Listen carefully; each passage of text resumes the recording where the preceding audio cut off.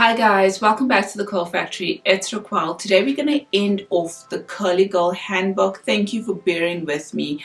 Honestly, I'm kind of over the book. I'm really tired and I'm so glad to be wrapping up this video. But before we get into the last part of the video, please subscribe to my channel and follow me on social media. So we're going to start off the book on chapter 9. The heading is A Cutting Edge Philosophy, and it's all about basically the devacut. But what I really like about this book is it also tells you how you can cut your hair at home. But we're going to start off with some of the things that Lorraine does when it comes to her devacut. And on page 93 she says, I lightly spritz the hair with lavender spray and scrunch it gently so that I can figure out the client's curl type.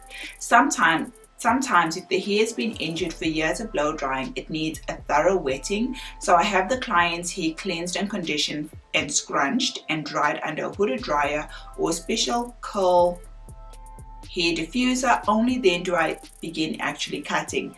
Now, when I got my devacut in South Africa, Corinne did exactly the same thing. She lightly spritzed my hair with some lavender. She checked out my curl pattern and then she started cutting.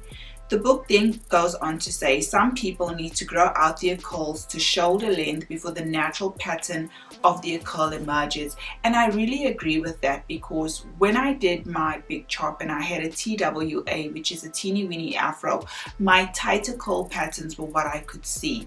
As my hair started growing, my looser curl patterns on top, I started seeing them. So sometimes if you're new on your journey, you've just done the big chop, I think give your hair some time, let it grow out so that you can see your curl patterns or actually your different curl patterns, because us curly girls have different curl patterns, and then your stylist will be able to cut your hair accordingly. I'm going to move on very quickly because check out my video on getting a devacut in South Africa. We all understand that getting a devacut is having each curl individually cut and taken care of. But what I like in this chapter of the book is she does give questions to ask a stylist. So if you're somebody who's looking to get a curly haircut, here are some questions that you can ask. The first question you can ask is the stylist an expert at cutting curly hair? Very good question. The second question, does the stylist have naturally curly hair? Does he or she wear it curly? Question number 3, will the stylist see you before a haircut for a consultation? Don't be offended if the answer is no. It could mean that he or she is so popular that they have no time for consultations. Number 4, does the salon offer the option of drying the hair under hooded dryers and diffusers rather than blow drying?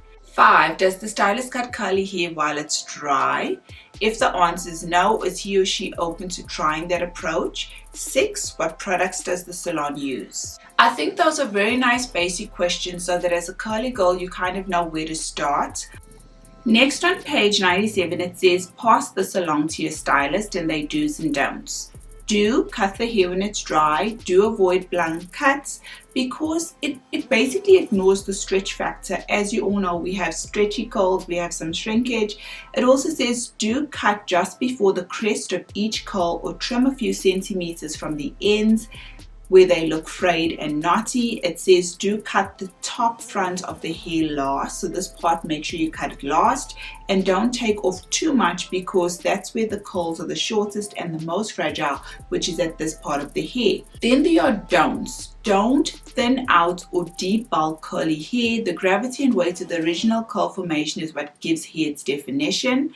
Don't cut with a razor. This is for your stylist. Razors aren't as sharp as scissors, so they can create badly ripped and frayed ends. Don't brush your comb or run fingers through curly hair when it's dry, and don't layer the hair too much unless you're cutting an advanced curly girl's hair. It then moves on to chapter 10, which is a very nice chapter because it's called self-maintenance, and in this chapter it shows you how you can cut your own curly hair at home and maintain it after you've got a really nice cut.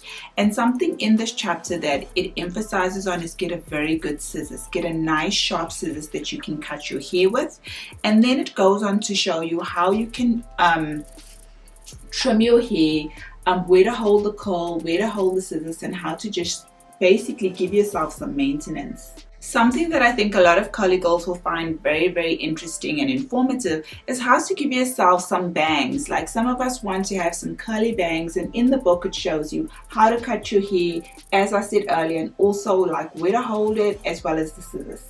Chapter 11 is all about color me curly, and like as curly girls, like we really want to put some color in our hair sometimes and just spice things up. And it tells us like what to do when we're coloring our hair. If you're going gray and your hair is going gray, how to do that, because sometimes a lot of people who are like embracing their gray hair find it very difficult. So when it comes to dyeing or coloring your hair, I'm going to move on to page 120, and these are 10 things to do before you dye your hair. The first, it says avoid permanent color, use only semi-permanent or semi-permanent color.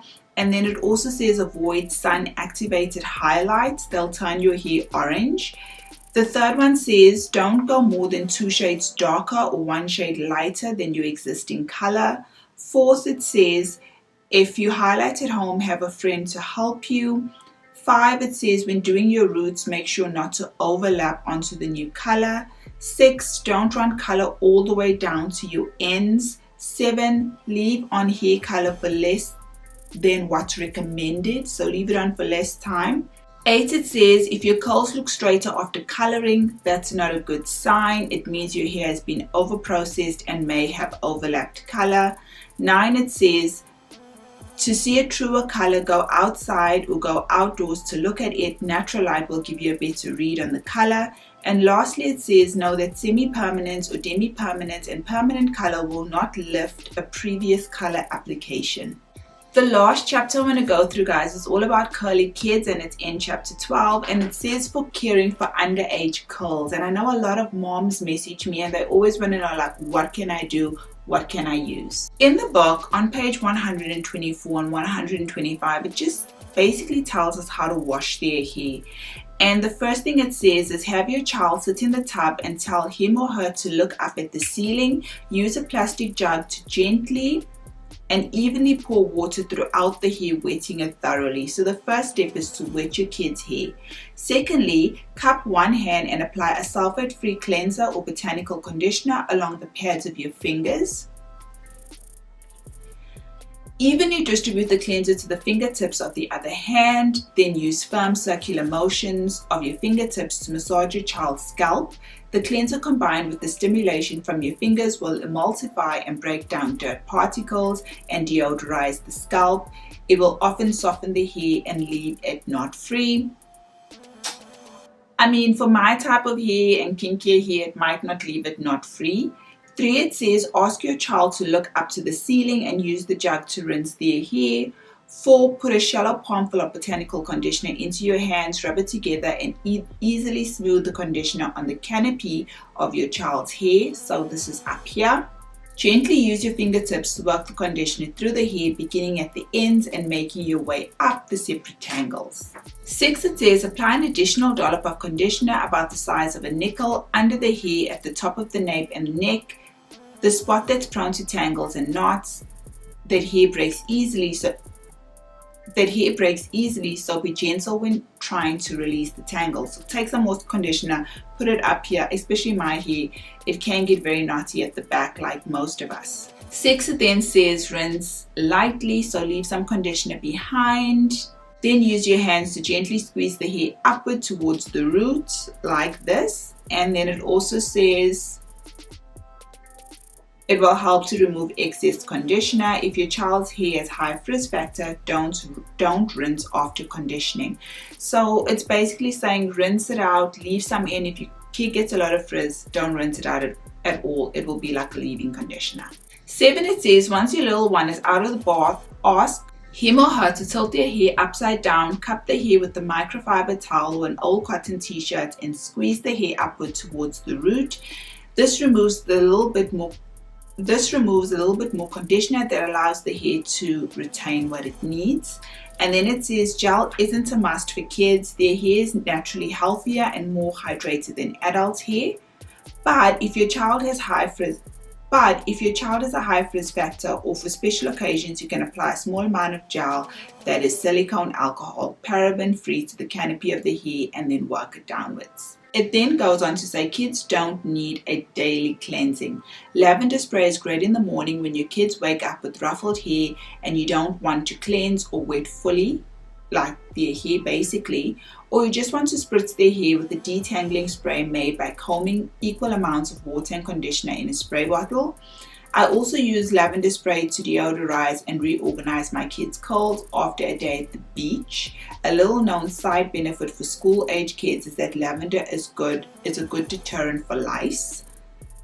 Now, this is basically a bit of a wash and go, and for kids who have hair like me, or just in the curly community, especially your lower type 3, your 4 curls, we don't usually leave our kids to go out in a wash and go. We usually will put our kids in a protective style, in like we'll 2-strand twist their hair, we'll braid their hair, we'll make a few plaits and ponytails in their hair instead of leaving it out and open. So what I would say is follow how you wash your kids' hair. Let them look up in the ceiling, wash with sulfate-free or botanical conditioner, condition your kids' hair, detangle it, and you might not put a gel in your kids' hair because they're still very, very little.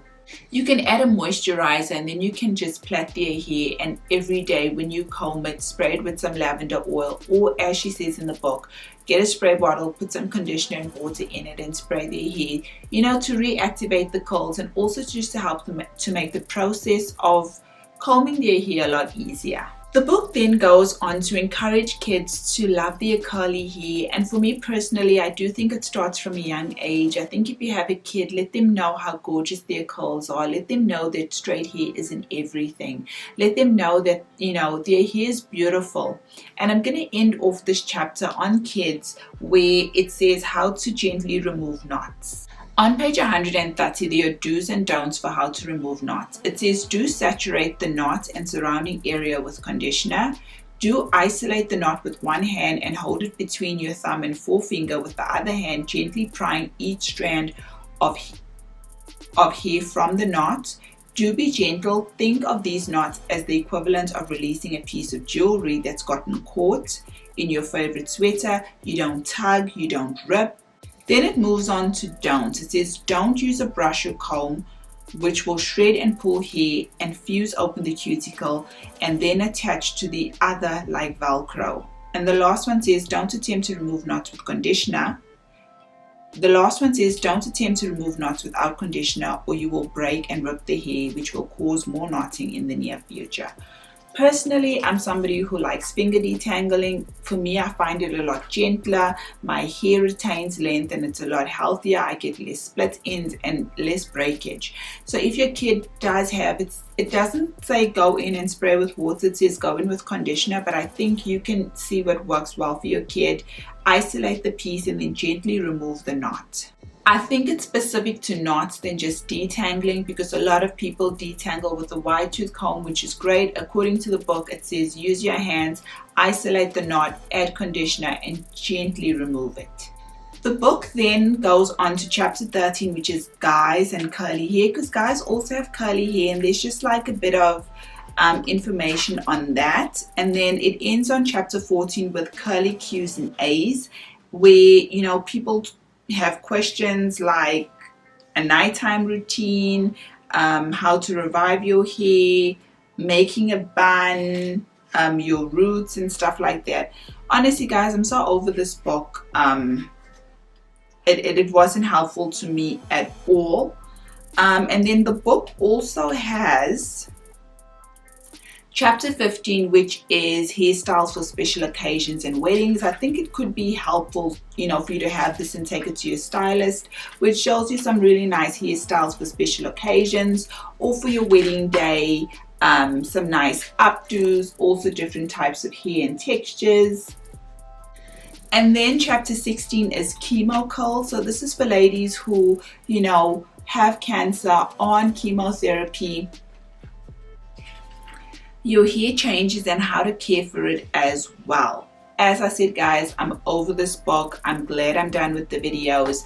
Very disappointed overall, but it's okay. I'm glad I did it. I'm glad we have these videos so that we can go back and listen to them and get some education and find out about the book. A whole lot of hype about it, but now we've been through it and I'm glad. Thanks for watching, guys. I hope you enjoyed this video. Watch part 1, part 2, and part 3. This is the last part of the series. Thank you for hanging in there and staying with me on this journey, and I'll see you again in another video. Take care.